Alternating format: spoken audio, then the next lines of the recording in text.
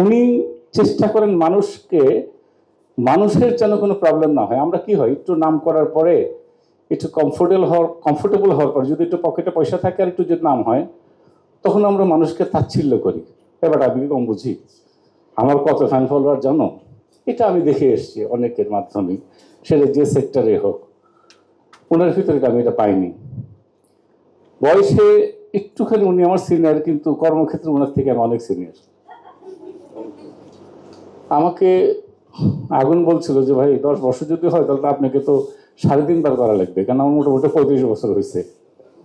হ্যাঁ, মহেন্দ্র বলছিল তোমার এরকম একটা করতে হবে। তো যাই হোক, উনি দেখেন মাঝখানে বলছিলাম উনি যে কত ভালো বাবা, আম্মু উনি যে কত ভালো বাবা তুমি জানো আমি জানি মা। তাহলে তুমি আমার ছেলের সঙ্গে একসঙ্গে তোমরা পড়াশোনা করেছো, তোমার কথা সবসময় শুটিং আম্মু। উনি বলেন তুমি কি করবে না করবে, অনেক সময় আমরা সন্তানরা বাবার অ্যাটিটিউডগুলো বুঝি না। উনি স্ক্রিপ্টের পড়ার পাশাপাশি আমাকে বলছে আপনার ছেলে কই পড়বে, আমার মেয়েটা তো এরকম, মেয়েটা লোনলি থাকে অনেক সময়, তোমাকে নিয়ে আম্মু অনেক চিন্তা করে।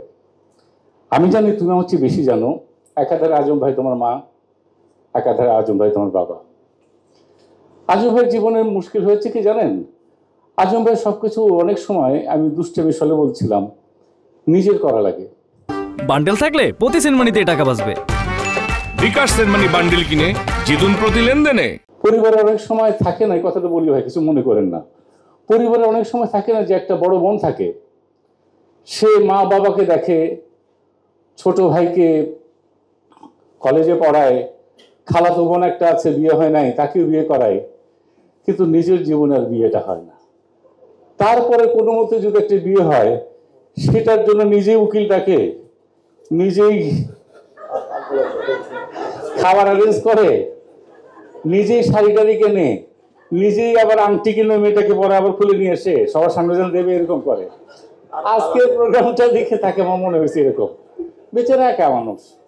এবং আজ যে ভাই হিসাবে, বন্ধু হিসাবে আমি নিজেকে লজ্জা লাগছে আমার, যে আমি কেন পাশে দাঁড়ালাম না।